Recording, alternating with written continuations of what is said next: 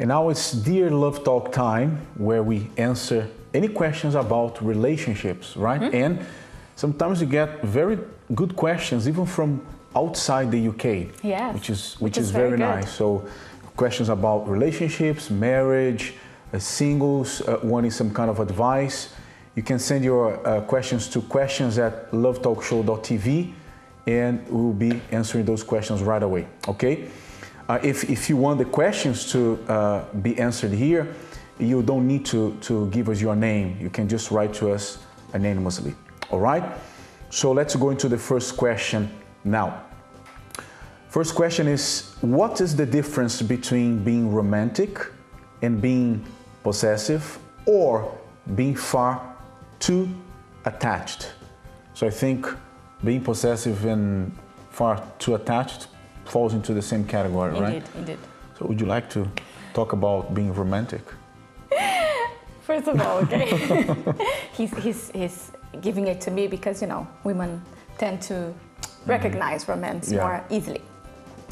Being romantic and being possessive have nothing to do with each other. So the question is, what's the difference? It's very different because there is no similarities there. But I want to point out the romance part of it. For example, us. Well, everything depends on what you find romantic. What you find romantic. With us, after being married for a few years, coming to 15. Coming to 16? It's 15. He keeps saying coming 16. to 16. It's not, it's 15 this December, but anyway, I forgive you, it's 15. So, the things that I used to find romantic in the past, I don't find them so romantic nowadays. So, for example, he doesn't really get home and recite poems, or we don't wake up in the morning, he recites poems to me. I wouldn't find that romantic. Actually, if he did that, I'd probably laugh. I'd find it funny. I wouldn't in the past when we were dating, but now it would be funny. One thing that I find really romantic, one thing that he did I always remember is being maybe 5 years, more than that, 8 years ago. One thing that I found really romantic, he did, an example to give you. I was at home and I said, there are no rainbows. I haven't seen a rainbow for a very long time. I said that once. Then a few days later, I'm home and he's outside and he calls me and he says, come outside. Why? Come outside, come outside. And I went outside and he just pointed to me, look. I found that extremely romantic. Because he remembered, something so silly I said, and he remembered. So that's romantic to me. Another thing that I find very romantic, and you who are married for a while, you'll agree with me, when he washes the dishes for me. When I get into the kitchen and the dishes are done. Oh, very romantic. So it all depends. Romantic plus helpful. Yes. Equals wonderful husband. So it all depends on what you find romantic. Because when it goes from that to being, to suffocating the other person, way to attack all the time, sending message, people who talk the whole night and over the phone, and anything that happens, they want to, they want the other person to be part of it. It's like too much. And it comes to a point where it's over. We see this happening with celebrities all the time. Yeah. Their weddings are like, wow, very romantic. Out of the movies. And, very romantic, and things they do sometimes even go, spreads all over the internet. And then they come before the cameras and say, okay, it's over. 8 years, 10 years, 12 years together, sometimes 5. Sometimes less. Sometimes even less. So, sometimes being romantic is even giving that space. Indeed. Allow the person to be eager for that. When that person is very eager and thirsty, then you come and do something romantic. Even something small will be appreciated. And also, just one last thing. Sometimes a person is very possessive, but compensates by being romantic. No, it's never okay to be very possessive, even if the person is romantic. So what's the difference? Everything about it is different. That's right. So question number 2, how important are similarities and things that you have in common in a relationship? Want me to answer that? Well, it depends, right? Are we very similar? I think now we have more things that are similar than before, but not very, no. Not from the very beginning. But imagine if we were into that from the very beginning. We wouldn't be here right now. Yeah. So you see, there's a balance there. Once again, the whole idea of soulmate or finding someone just like you share the same views, you like the same things. Come on, to be honest with you, that's even boring, right? Because you find someone just like you don't add anything to the other person. Yeah. You know, sometimes having some differences in taste, in, I don't know, whatever, it's good because you learn with the other person completes you, you enjoy different things that you don't even know, right? And I think it's like this, similarities that you must have in a relationship are your principles, your goals. I think those things are non-negotiable. So you have to have the same values. That has to be very similar, has to be the same. You both want the same thing, you both agree on the same thing, on the same principles, the same values. The rest is negotiable. He likes soccer. It's been 15 years. He hasn't won me over yet.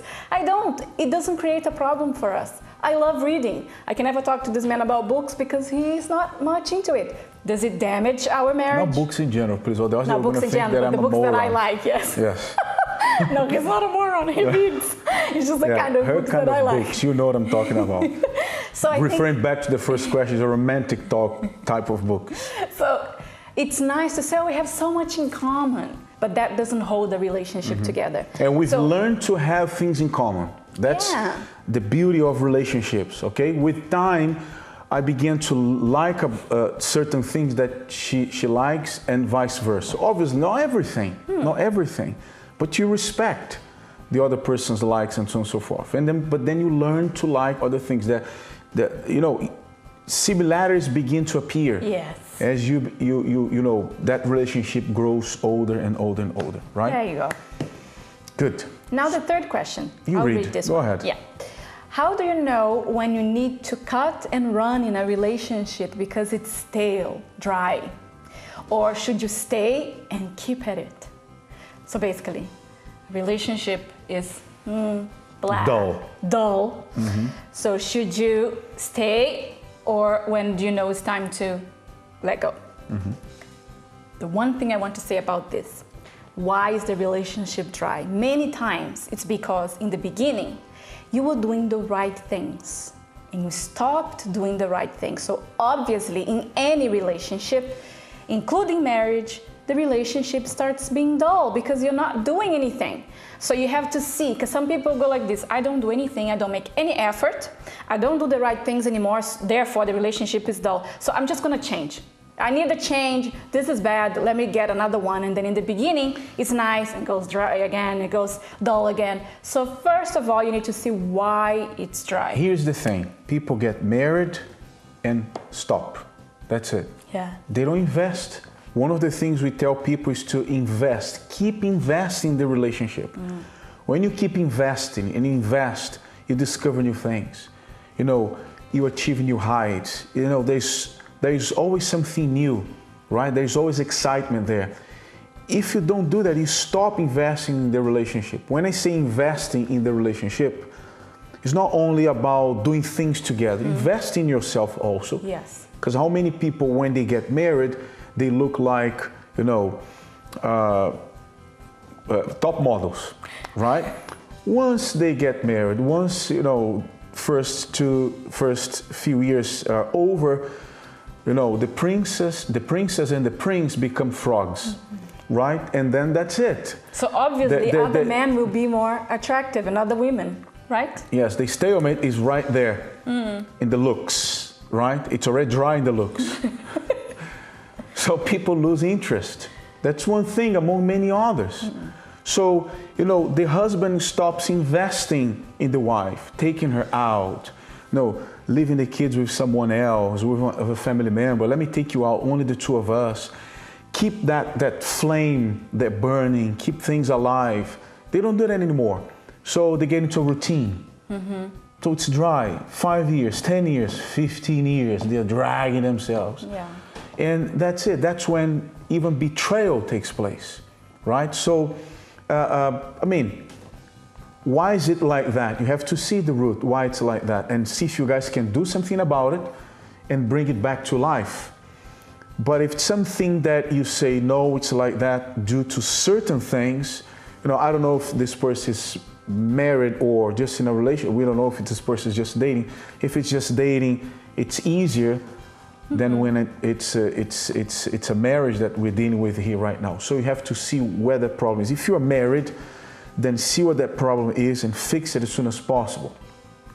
I mean, if it doesn't involve betrayal, it doesn't involve anything major, so then invest, see what it is. Maybe it depends on you. You need to give the first step. Maybe you're waiting for your partner to take the first step. You take the first step, make things happen, right? If it's dry, so pour water there a little bit. Yeah. Do something. No, if it's, you know, you're dating that person and I don't know, it's not getting anywhere and you see there's no future. Yeah, I think there are other reasons to end the relationship, but the relationship being dry, I think there's a cause for that. Yes. And that's it's easily fixable. It's not a reason to end that relationship. It's a reason for you to fix it. That's right. Okay, so remember, questions at lovetalkshow.tv. Okay, so until next time, see you then.